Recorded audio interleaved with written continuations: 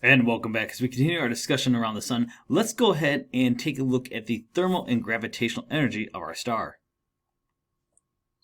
So, when we start talking about the sun's energy, the sun puts out an incomprehensible amount of energy and is also very old by comparison to a lot of measures that we know. In fact, evidence shows that the sun formed about 4.5 billion years ago and has been shining ever since. And so you might wonder, how can the sun produce so much energy for so long? Well, the sun's energy input is about 4 times 10 to the 26th watts. Now, this is unimaginably bright. It's brighter than if you took 1 trillion cities together, each with 1 trillion 100-watt light bulbs. And even of our most extreme known methods of generating energy fall far short of the capacity of the sun. I mean, you just look at the size of the sun, you can see just how much larger it is and how much potential energy it has to emit.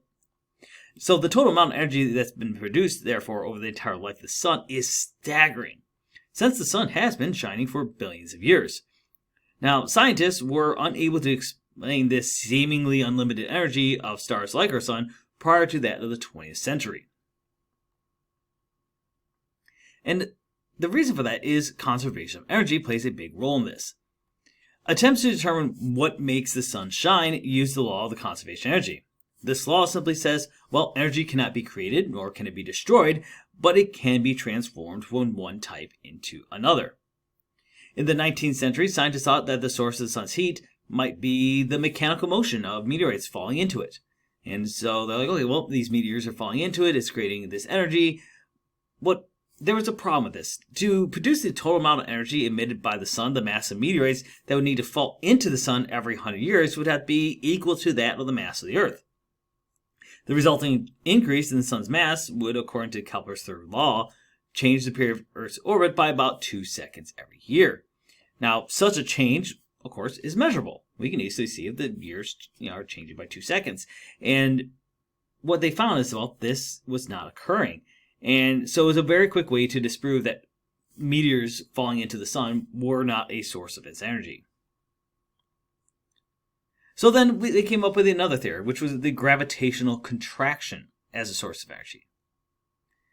So, proposing an alternative explanation, British physicist Lord Kelvin and German scientist Hermann von Helmholtz proposed that the sun actually might be producing heat by the conversion of gravitational energy into heat.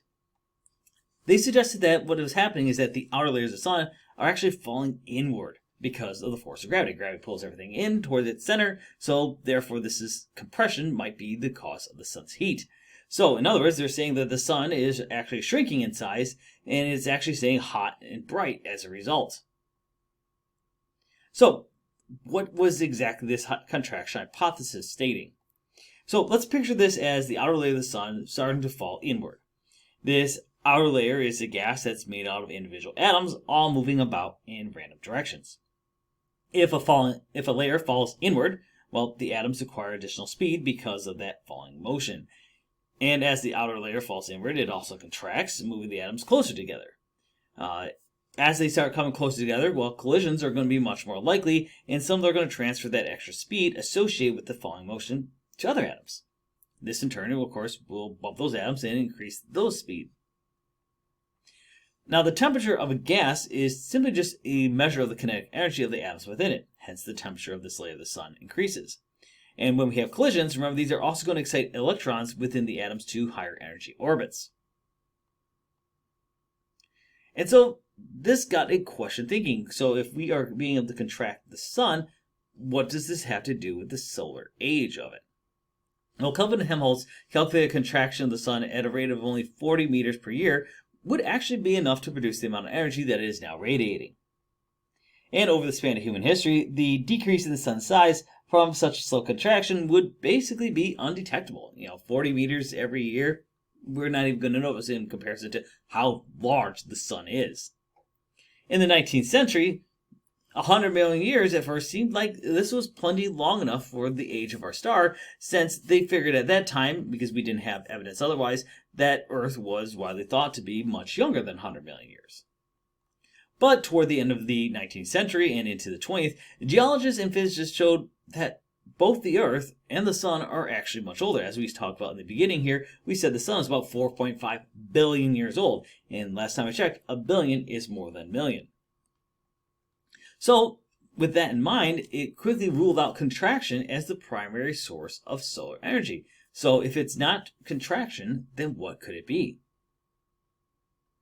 Well, this made we needed more information about our star. It was only in the 20th century that the true source of the sun's energy was actually identified. The two key pieces of information required to solve the puzzle were both the structure of the nucleus of an atom and the fact that mass can actually be converted into energy. However, the idea of contraction proved to be an important source of energy for stars that are being born. Think about when we talk about the formation of our own solar system, those gases came together and they compressed and compressed and compressed under the force of gravity until the star ignited.